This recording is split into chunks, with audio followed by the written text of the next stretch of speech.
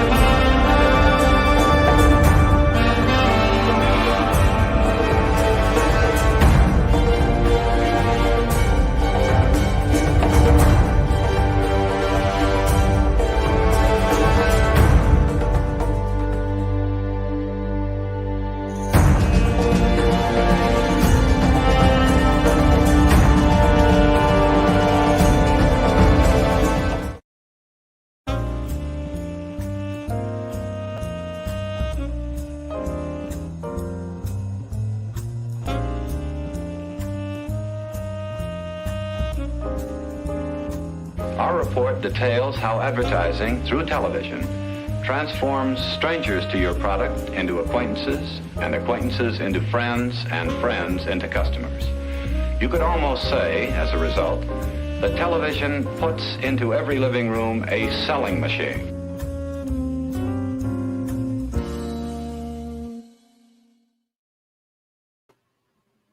Good evening, everybody. Welcome back. It's time for the inaugural episode of KineScope, a look at the early days of live television from the 40s through the 50s. John Siuntres here, along with my co-host, Gabriel Hardman. And for first-time people that haven't heard or watched our previous podcasts, a little introduction for both of us. I'm a broadcast veteran. I've worked for CBS on and off over the years in radio and television here locally in Chicago, and am a broadcast buff, and certainly the history of television has been among my studies as an amateur armchair historian. And I'll let Gabe introduce himself and his background and what interests him about this subject. Yeah, I'm Gabriel Hardman. I've had a long career as an illustrator and a storyboard artist for films. I've worked on Inception and Interstellar, Ford versus Ferrari, and Logan, and I'm also a comic book artist and writer and artist. So everything I do is storytelling oriented, and certainly visual storytelling oriented. And one of the things that really appeals to me about this era of live TV is that. And particularly in the dramas, but we're going to talk about a lot of different kinds of live TV of the era. But in these dramas, the way that it fuses, like, two things I'm incredibly interested in: performances, performances driven by this kind of live energy of theater, but essentially shot to the degree that they can, as if it's a film, right? And you can use the camera in order to tell the story, but it's also the performances that are telling the story, and it's happening in a very energetic way that is basically just nobody did this before. It's kind of a new medium. It's kind of, they are forging this very new thing of drama happening in the moment. It's all a high wire act. Everything could go wrong, but also there's the opportunity for beautiful heights for it to reach as well. It's just a really, really interesting thing, and it only really existed in this narrow area from the late 40s to there was stuff earlier than that, but the classic great era of it is like around 48 to the late 50s, 1960, basically before videotape came along. That's so right. I mean, the name of the podcast is KineScope because that was the process where they because this is live, because it was before videotape and there was no way to record it otherwise. The way that they would record it for rebroadcast on the West Coast was to take a 16mm camera and aim it at a monitor and just shoot it as it's happening. So, and that would be the only record, and that, for the most part, is the record that we're left with for all of this. I mean, it's low quality, even by the somewhat lower quality, even by the standards of TV at the time. And those kinescopes were not even considered something that you could really rebroadcast or syndicate or anything like that. They were more like a backup, and so. But it's our window into this live world that you otherwise only could have seen if you were watching TV on that night. Yeah, and then again, this is prior to what was the coaxial cable, which allowed coast-to-coast live broadcasting to happen. So as you said, that's why they made these kinescopes to send to the West Coast for rebroadcast a couple days later. But also, this is the start of so many great careers of directors, writers, actors, so many production people as well.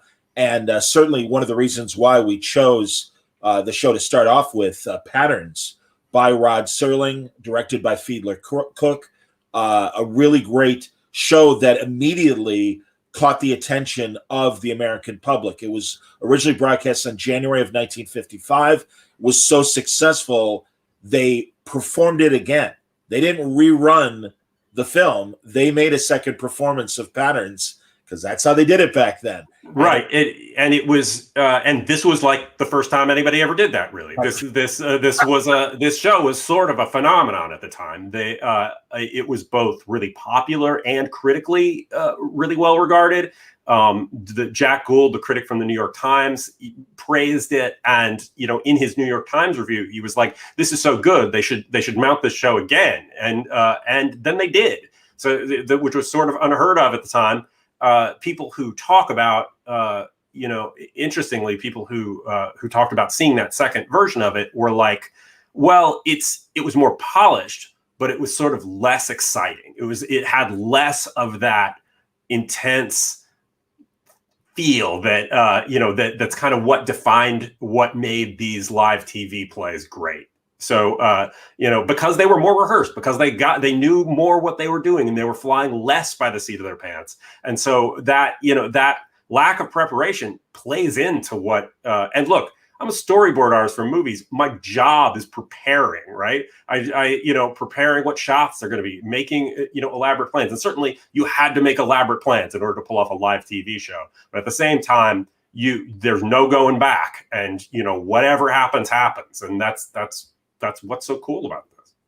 It's appropriate that we are starting with Patterns because, first of all, and I've got the Wikipedia page to give me the correct dates. So it was first broadcast January 12th of 1955. Right. It was rerun on February 9th. So just under a month later, it was so popular that they did it again. And it's great that we're starting with Kraft Theater because it was an NBC show. And there's a lot of broadcast first for NBC.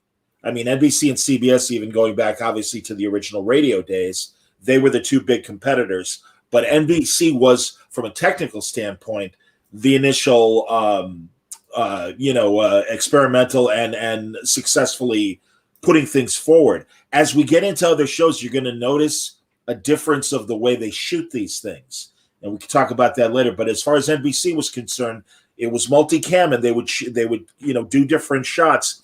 There was a lot less fluid movement that we might see in successive CBS productions. And that's what we're going to watch as we all watch together. And we really do. We're gonna let you know at least every week in advance what we're gonna do the following week, because we really kind of see this as like a video book club. Yeah. And we will be. In fact, G. Corojo wants to know: will we be covering the shows from the Golden Age of Television DVD set from the Criterion Collection? We will. And Gabe and I both own these, but. Yes.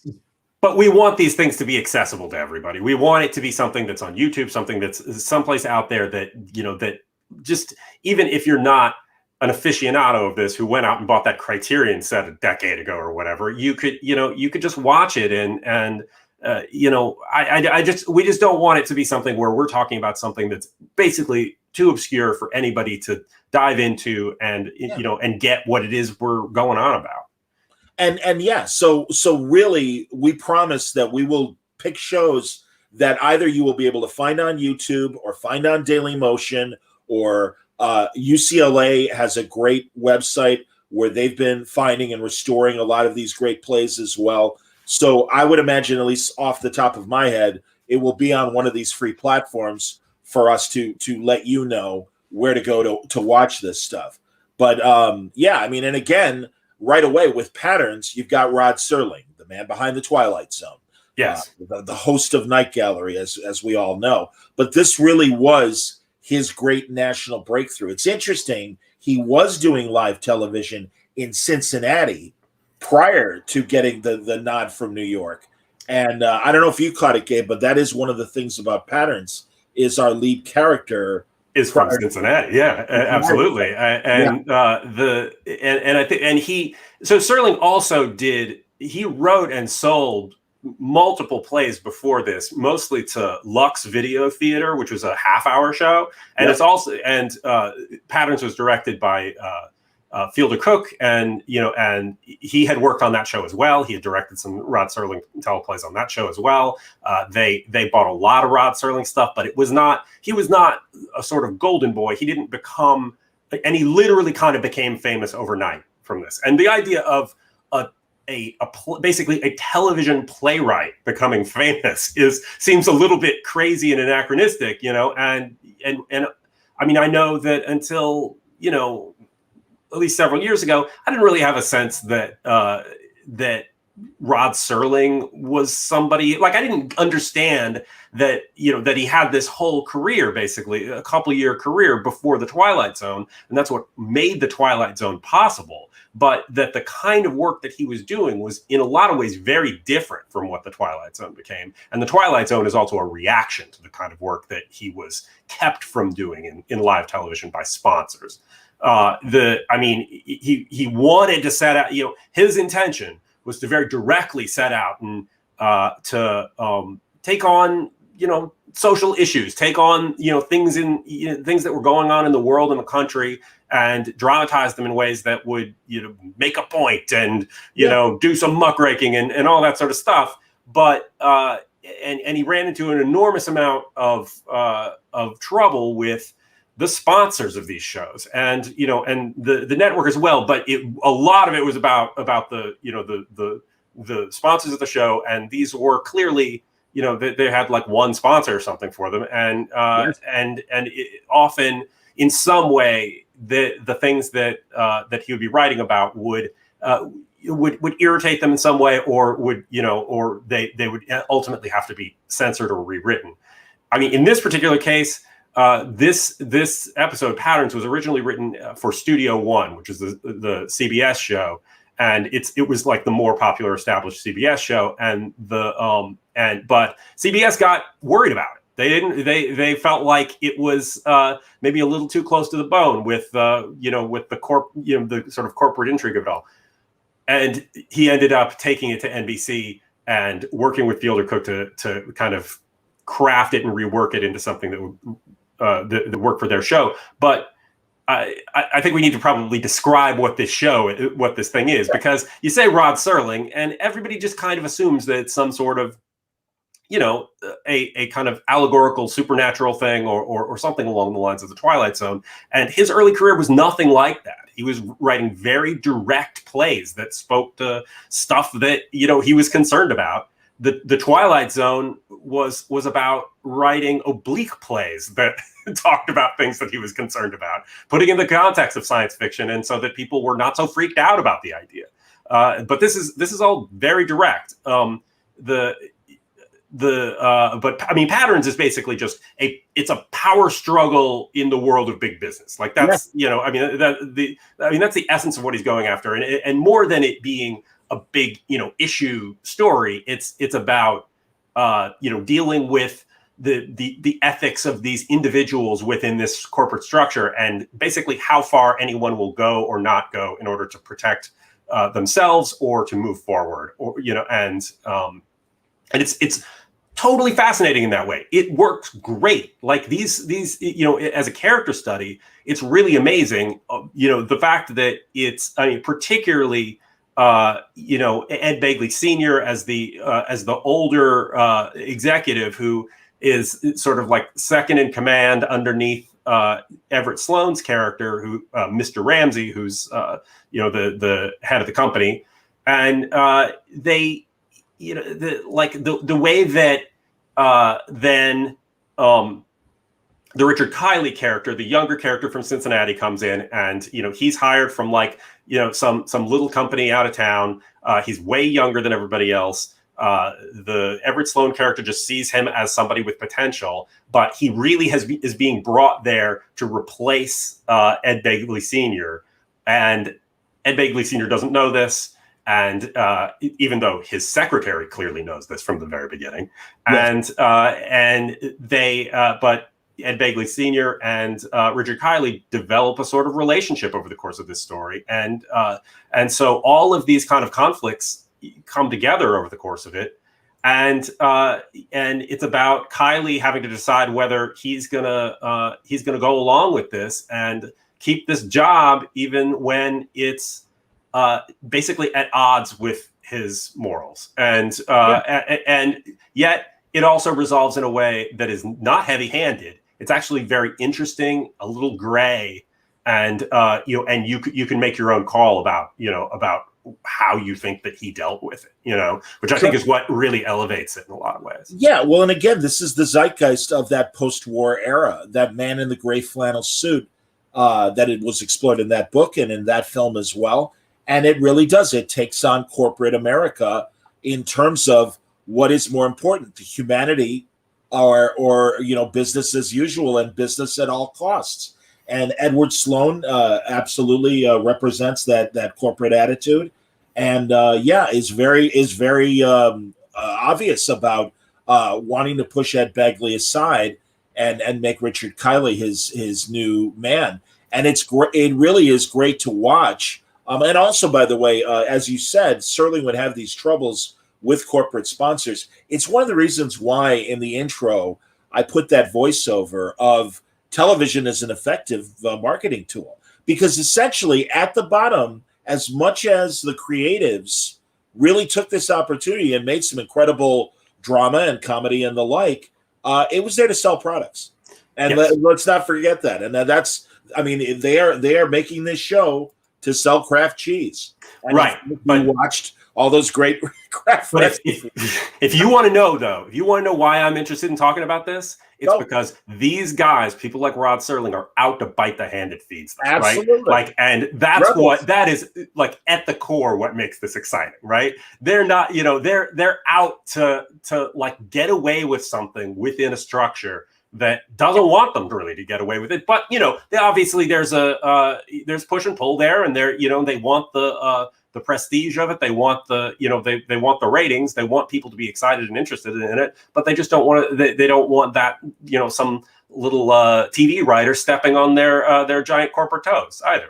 Right, and again, the roles of these characters are very much metaphors for the corporate structure within the networks. Because Everett Sloan could easily be a Jim Aubrey at CBS who decides, goodbye anthologies and highbrow drama. We want sitcoms that are lowest common denominator jokes, and pushed all that away. But then you also get a Hubble Robinson who understands the importance and the prestige and wants that for the network. So there are these kind of tug of wars going on in the same corporate structure as patterns. And also, this is such a universal story. Gabe, I don't know how it is for the film world, but in the corporate broadcast world, even in the 90s and the aughts up until literally last year that I experienced in my 30 years among companies like CBS, there's that struggle. And we have creative broadcasters that really want to stir things up And then we've got corporate masters reminding us that, hey, sponsors pay the bills. Right. And as much as we want you to speak your mind, we're going to say no a few times. And that's the eternal struggle. And also just the kind of machinations that happen in the story in terms of the backroom dealings. And really Richard Kiley coming in like just as this bright-eyed young executive that wants to do good work and likes Ed Begley very much, and wants to work with him. And Everett Sloan is the guy saying, no. In fact, that great moment in Act 3 when Everett Sloan submits his report, and you can see, Ed Begley submits his report, and Everett Sloan crosses his name out and only has Richard Kiley's name on there. And again, it's like, no, you're not.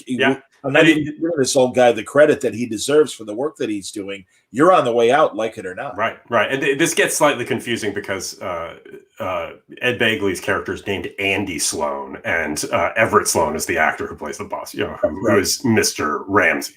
But yeah, absolutely. And there's just, as much as this is about great writing, and it really is great writing, right? Like the way that we're brought into this is through the executive secretary, I think, coming in and coming through the elevator, right? And mind you, part of the restrictions of even writing a live TV episode like this is that you have basically 4, maybe 5 sets, and that's it. You don't have a tiny little scene in some set someplace and, whatever. Everything has to play out in these very limited locations.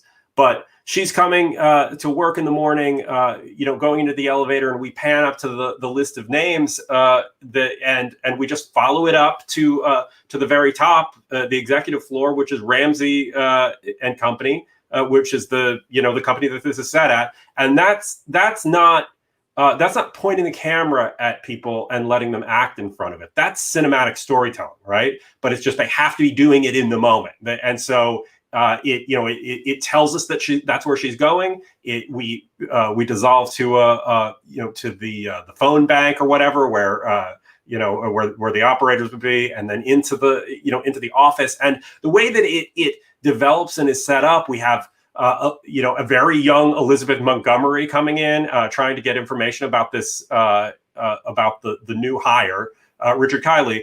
But what I think is so smart about the way that this is told is that we're talking about the younger, new hire Richard Kiley all the time without him actually being in there, right? And we're just like creating a level of intrigue of what's this guy going to do? I mean, this stuff sounds like it's boring, right? It sounds like it's about fucking like people in an office and whatever, and but it's really not. It's so engaging and and well crafted. And I think that the fact that Kiley's character doesn't come in until like several minutes into the play builds him up in a way that you wouldn't be able to otherwise. The natural idea of telling this story is to just follow him in on his first day, right? But they, Serling and Cook were really smart about the way they set this stuff up. And as much as it's also brilliantly written, the performances, right? That's what delivers it, and they deliver it in a way that you could not do in live theater either, right? You can't have you can't have a big giant close-up of Ed Begley, and the look on his face tells like the story of this guy's life, right? I mean, he's giving a performance for the camera, and yet it's both live and it's for the camera, and that tension is what so much of what makes it. I completely agree, and in fact, Elizabeth Montgomery really is only in that first act. And it's her enthusiasm and stuff. And again, immediately, knowing what we know about Elizabeth Montgomery, in the next decade, becoming Samantha and the success of Bewitched, Robert Montgomery's daughter, Robert Montgomery, fine actor himself. Also had a TV show. Yes, indeed, exactly. Live TV show. Had his own anthology show, absolutely. Yeah. But yeah, I mean, God, she is so baby-faced here. And she looks like she's 12. Yeah. Like, But like, as you said, I heard Orson Welles talk about one of his earlier stage performances, and he was playing, and of course, this is the era when you could play other ethnicities, but he was playing some sort of Chinese mystic, Mr. Wu. Yes. Yes. And they all talk in the first act. Mr. Wu is coming. What is Mr. Wu going to do? Whatever. And the first act ends with, oh, it's Mr. Wu, and then the curtain drops, and it's like right. And then everybody in the as they're milling around, between acts is like, oh, that Mr. Wu gave an incredible performance, but he didn't do anything, right? Everybody just talked about him the whole time, and then he showed up. But that's, I mean, like I always think about that Orson Welles anecdote because it's just such a it's contrary in a way, but it makes so much sense that building somebody up and is better than proving that they're great. Like if you have him, come onto screen and and we follow Richard Kiley's character in, we somehow have to dramatize that and prove that he's this interesting character instead of just letting other people suggest this for us. And then we read all that into him when he actually shows up. Or it could be, or you could see somebody and it could seem the complete opposite of that, but as long as it's about the buildup, that I think that's just such a smart way to do it. I also love the relationship between Kiley and his wife that starts off so loving and stuff. But then when Kiley realizes that he's there to replace Begley and what's the machinations that are happening in this corporate structure, he's a good man. He doesn't want this to happen. And really is there to, play ball in the fairest way and work with everybody. And his wife is one of the ones going, hey, wake up and you better grab this because these corporate masters believe in you. This is our chance. Play the game or get out of it. And really kind of tough with him, which I think, again, proves a spark of reality that isn't there in your classic Ozzie and Harriet marriage. And it's about him there are no great options for this guy in this, right? Like he is going to compromise himself in some way by, in order to succeed, or he can just walk away. Right. And but he doesn't walk away. And, ultimately, Ed Begley's character pays for this, but it's his decision too. Ed Begley's whole thing is that ultimately he does know that that they want to force him out, that Everett Sloane's boss character wants to force him out, but he refuses to give into it. It's like he will just stay regardless of how poorly he's treated. And, as just a matter of principle. And, and it's just down to how these characters interpret their principles and how they, they maybe give into them to some degree or stand up for themselves. And, Ed Begley stands up for himself to the end. Yeah, God, I got to tell you, man, he's to a degree, although he is also this passive sort of character in a lot of ways too. And all of those like interesting shades and conflicts that come into it just make it such a great thing to watch. He represents the old guard and the corporate structure that was there of Everett Sloane's father, who initially started the company. And, Sloane has moved on and is now the man and wants his own people. And, God, I love Margaret Wilson, who plays Begley's secretary. Yes. And if you don't recognize her, you've seen her in a million things. She died 5 or 6 years ago. And it's amazing because she had other secretarial roles, and the one that always stands out for me is she's in Regarding Henry, the Harrison Ford film, playing Harrison Ford's character's secretary. He's a lawyer in this kind of crazy corporate structure as well. And, if you don't know Regarding Henry, he gets shot in the head, and it affects his personality and really affects him from a cognitive standpoint as well. He isn't the sharp shark of a lawyer that he was before, and is just kind of finding himself with these new values and innocence. And Margaret Wilson is there remembering what he was and what he is now. And it's great because she really has that same role, not only supporting Ed Begley and knowing the score. And I love the way they kind of position that the secretaries they're aware of what's going on. I mean, and yeah. I love that. Like, because again, they're the ones that pass along the memos and the letters and stuff, as they should know what's going on. And at the same time, she is so loving and sympathetic to Ed Begley as her loyal boss.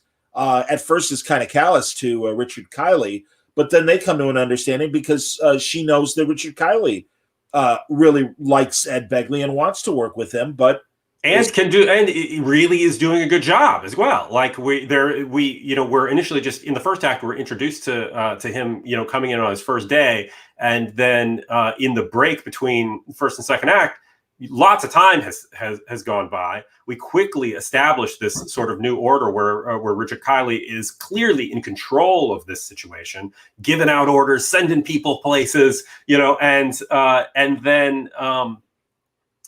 then Ed Begley comes in and he's like, they're almost pals. Kiley gave his son a football and showed him how to play, and and there's a great thing about being able to just have the curtain come down, and in a very theatrical thing. I mean, this is more like a stage play where curtain comes down, it comes up again. We've jumped forward in time a long ways. We're catching up to what goes on, what happened, and the way that we're catching up to it informs everything, right? It lets us in on who these people really are, because we see this leap that they've made in this very short period of time without having to explain it to everybody. We get to infer things, right? Like I like inferring things. We don't feel like we get to do that anymore. We have to just tell everybody everything. Well, you get that moment as well when after Richard Kiley gives Ed Begley's son a football, and it's, my son tells me you were an All-American. Well, that was a long time ago. All-American. Right. I mean, that's there for a reason, man. That represents a lot of character and integrity in being an All-American and the responsibility as such. And Kiley knows it, and you could see it in his face. And him brushing it off, too, and being like, long time ago. But again, but no, I mean, having humility, it's saying something about the character. It's, I mean, that's it's saying everything about what, but it's also not, it's both that Kiley's character isn't one-dimensional, though. He isn't just a good guy. He's a guy who's put in this position and has to make hard choices. And even Everett Sloane's Mr. Ramsey character, who is a kind of, in some ways, an obvious bad guy. He treats people poorly. He has this, a very, unpleasant mercenary thing about him. But he is a more complex character than that as well. And I think over the course of it, you kind of see how he's, even though he is clearly the heavy in it, he also has, there is something, a sort of interesting humanity to that character. Sure. And the thing would be a lot less if he was just this really one-dimensional evil boss. Oh, no, you're right. And well, first of all, I love that, Kiley admits to his wife, I want this. Yeah. I mean, he does kind of admit, like, as shitty as this situation is, no, I want this promotion. And then, like you said, no, the final confrontation between Kiley and Sloane, as Sloane is telling him, hey, I'm going to keep, I am an asshole, but we're going to move this company forward. This company doesn't belong to me. It doesn't belong to you. The company is going to live beyond our years serving it. And I want you to be, hey, if you can take my job, take it. That kind of attitude and stuff. I mean, and again, brilliant writing, brilliant acting. I want to acknowledge Mike Cooper, who says, and he's right, it was very emotionally charged in many scenes, more so than I would have thought possible for the mid-50s. Such great, captivating performances by the cast. Well, again, and in fact, Gabe said it, it is like live theater. They even, the narrator or the announcer of the show even makes an allusion to it being live theater for television. Right. But it is also about not only those close-ups that tell us so much about these, and the actors understanding that they're close-ups and understanding how to play for those, right? Not like the theater, not big, not playing to the seats in the back, right? You're playing to that camera. And that camera is, I mean, the television, it's that, they're all figuring it out at the time, right? There isn't there aren't all those preconceptions about TV yet, because it's just developing, and people are, it's just becoming this phenomenon. And so, the thing that smart people realized about it was, is it it's a vast audience. There's lots and lots of people watching, but essentially you're playing to like one or two people. You're playing to just the people in front of that screen. And so, I mean, that is a very different thing to playing to an entire audience in a theater. It's a very different thing even than making a film where it is playing in, at the time, it's playing in movie theaters, right? And so that's how embracing the intimacy of a story like this became the thing for, particularly these live TV things, that they looked at it and saw this, it's playing on this tiny little screen. It's gonna play better in close-ups for the most part. And that means we can tell more intimate stories, more intimate character-oriented stories, because you can see them and you can see their reactions. And that's how, I mean, Marty, was Patty Chayefsky's Marty was earlier than this, but it was another kind of big watershed moment in understanding that the intimacy of the kind of stories that they can tell here can have a huge effect on the audience. And we'll explore, Marty, in a subsequent episode. And another example of that even is in comedy, where Sid Caesar had to remind the camera technicians and the directors sometimes, where they would cut in mid-joke too soon. And it's like, no, stay on the person that's talking. That's the performance. That's the moment. And also in comedy, I mean, one of the weird things about about everything I just said about the tiny screens and all that sort of stuff is that in comedy, you generally want the wide shot, right? It usually doesn't play well in a close up. So I mean, and we're going to talk about some different comedies and stuff. And look, we'll see when when we get into that, we'll see how it works. We'll see how that stuff plays. Absolutely. B Thing says, and it's funny, I appreciate the comment. It's genuinely fascinating to hear analysis of things I haven't seen yet. Well, we hope that everyone will. It's an hour long or less. It's on YouTube. Just watch it.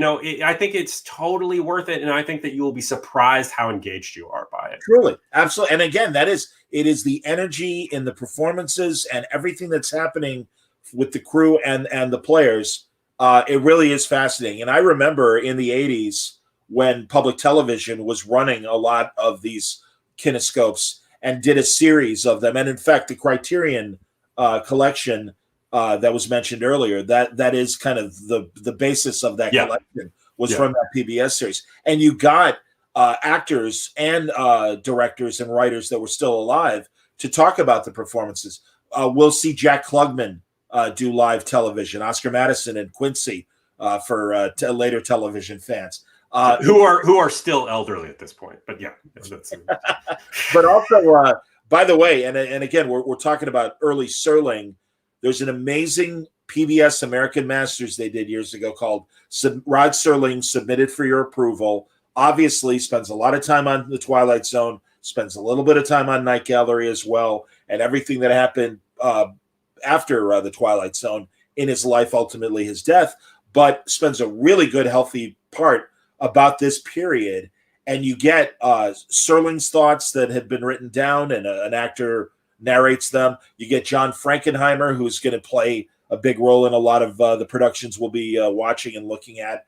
And it's great to hear these people. And again, I will continue to direct people to the Archive of American Television and their long form oral history interviews about this period, because you really do learn everything that was going against them and what was going for them and the innovations that happened and the brilliance of these writers, directors, and performers and crew as well to make these things possible. It really is a fascinating story, and we're peeling the onion, but there's a lot to deal with.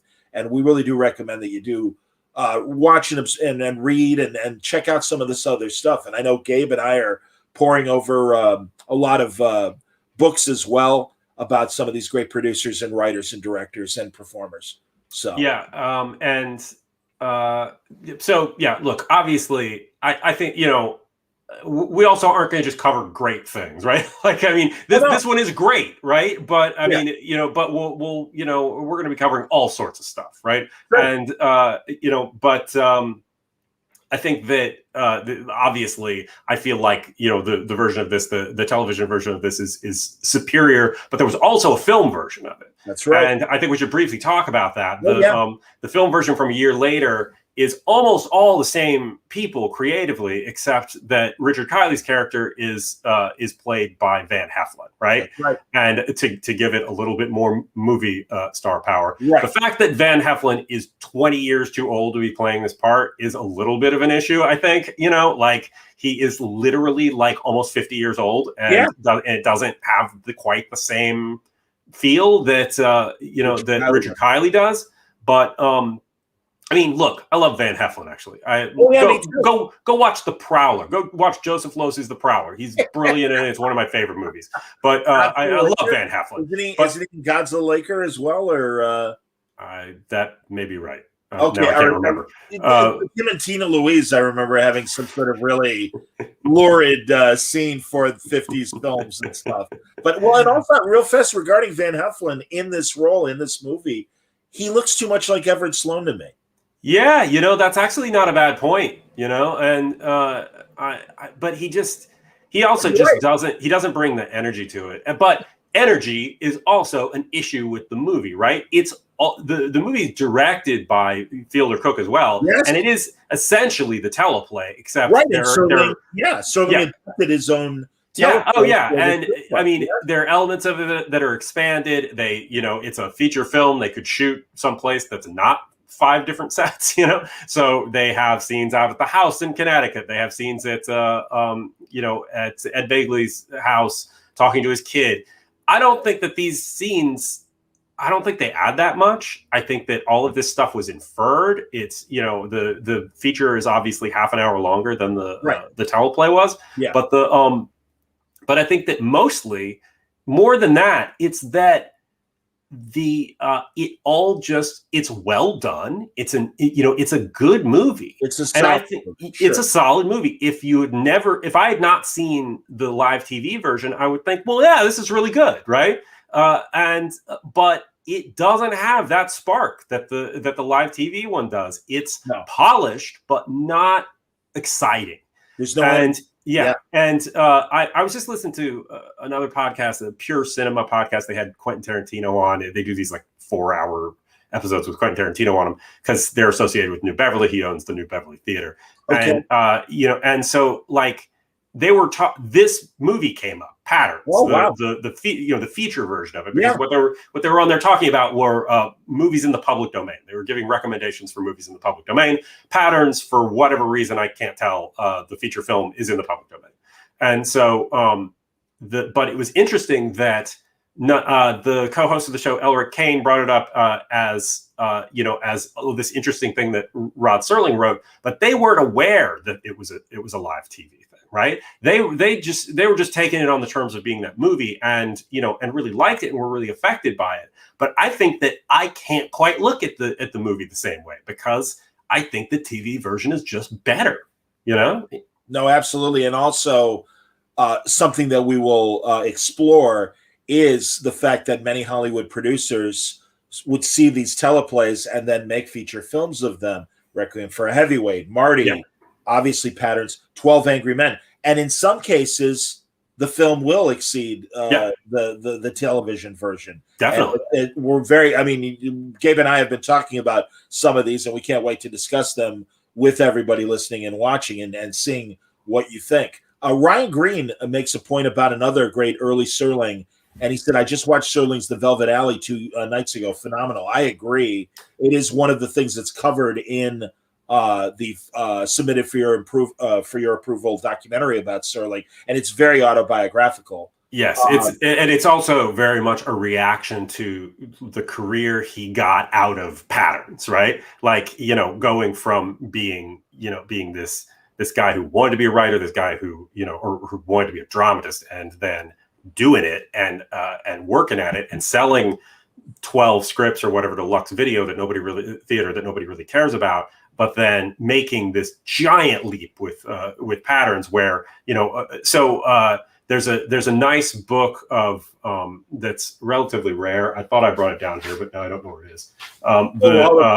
Yeah, it's a collection of the scripts for like 4 different live TV scripts of his, including patterns, and he also writes like a 30-page introduction to it, like talking all about his experience, coming from from working in radio and working his way up to doing something that was creatively challenging to him and interesting, and I think that it's just his perspective of coming into this world and into something where he could tell the level of stories that he was interested in is super exciting. I believe that this introduction is online. You can find it if you look for it. Okay. It was republished by somebody. It's totally fascinating, and we can't go into like every bit of this gigantic thing about himself, but I just recommend seeking it out. Well, and also because of the success of Patterns, his next punch, and forgive the pun, is Requiem for a Heavyweight, that incredible boxing story, and these were both produced in the same year. And this really did catapult Rod Stewart. Yeah, and also he got, as soon as Patterns hit, he got he sold like 8 other plays. He got, that had just been sitting around before. He got offers for a couple of movies. He got, he got offers from a bunch of other, TV shows. He got meetings with, with Broadway producers.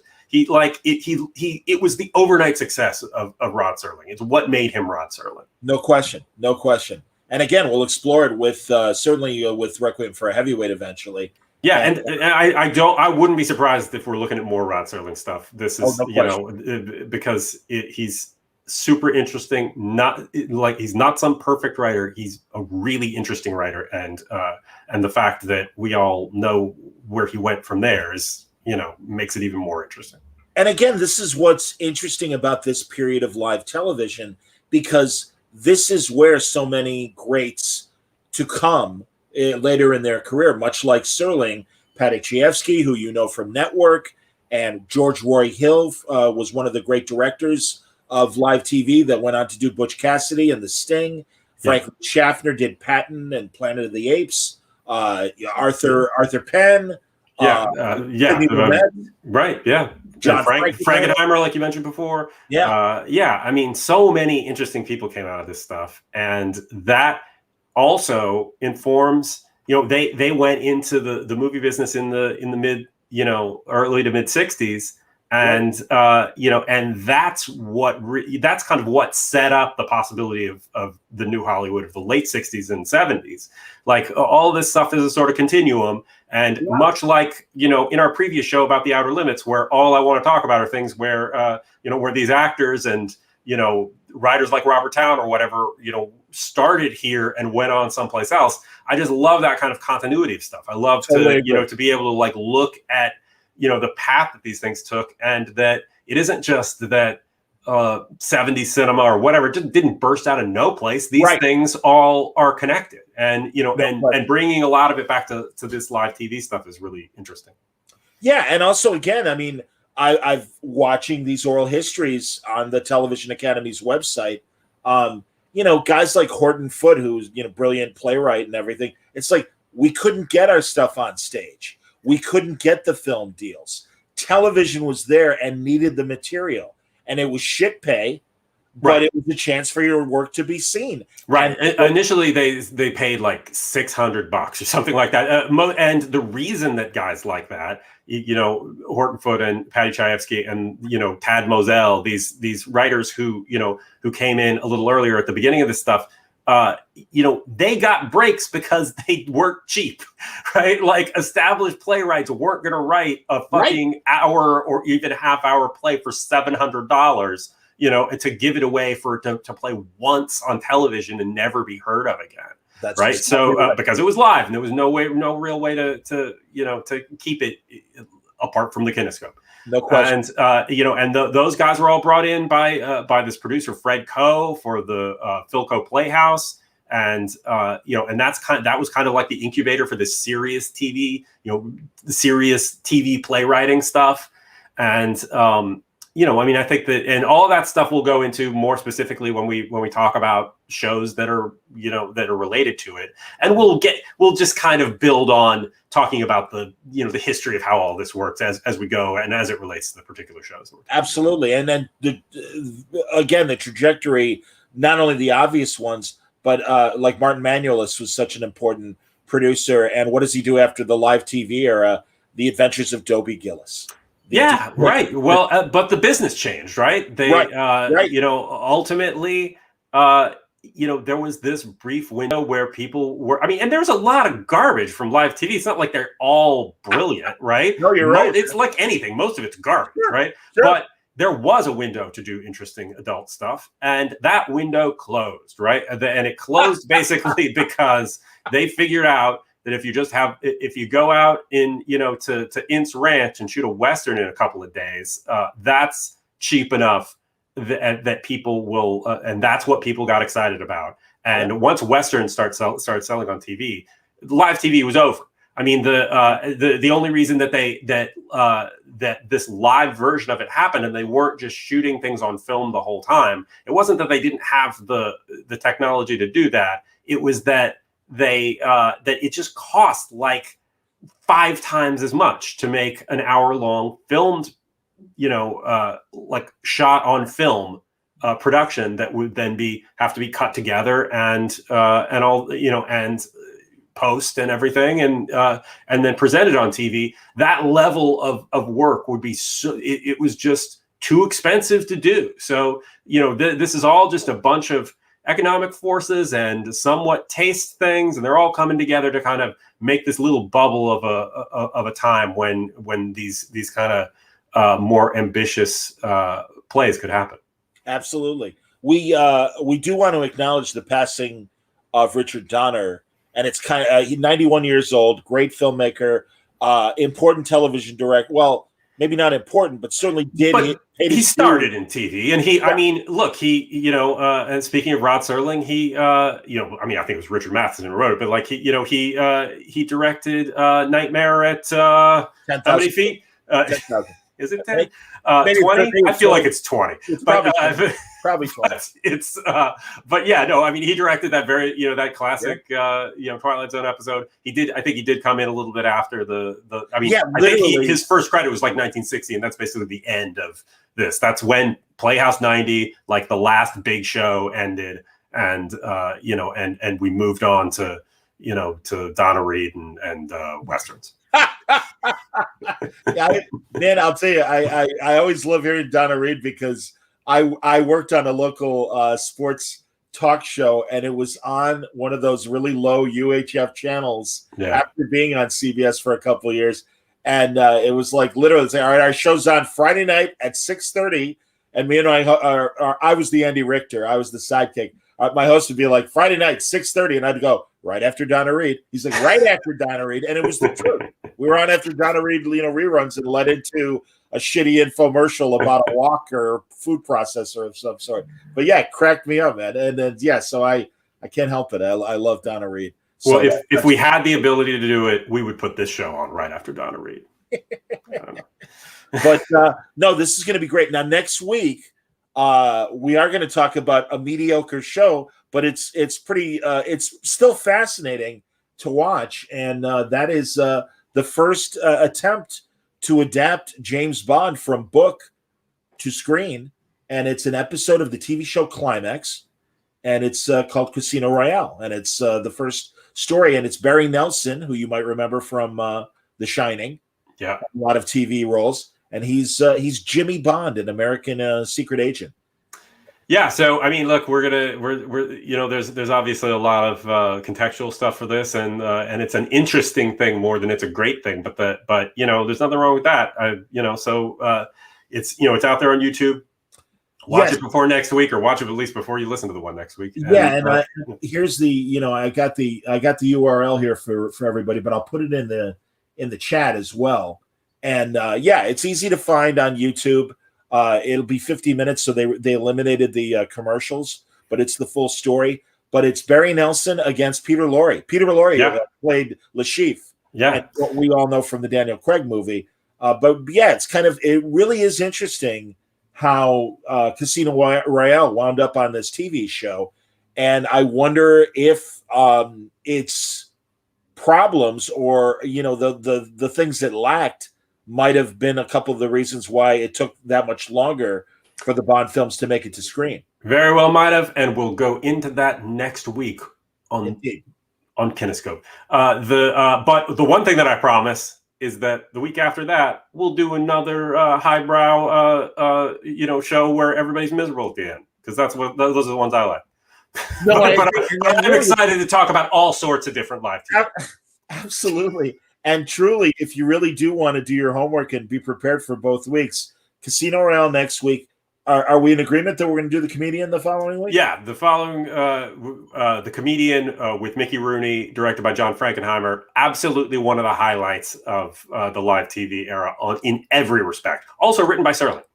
Yes, and also a great kind of dark side of comedy variety television that was being made then. I mean, it is very familiar. It's also a television show about television, and so totally work. In this context, that makes it great to talk about and great to contextualize. So there you go. The next 2 weeks of KineScope. Next week, Casino Royale. The week after that, it's going to be and then the Comedian. Yeah, the Comedian. Yeah, all right. Yeah. There you go. I'm losing my mind. All right, well done, Gabe. Thank you, and really excited to be doing this journey with you through live television. And everybody watching, thank you very much. Good comments. I hope you will stay with us on this journey, because it's a very fascinating portion of television entertainment, and we're glad to look at it with you. So until next time, stay safe, stay happy, and stay healthy.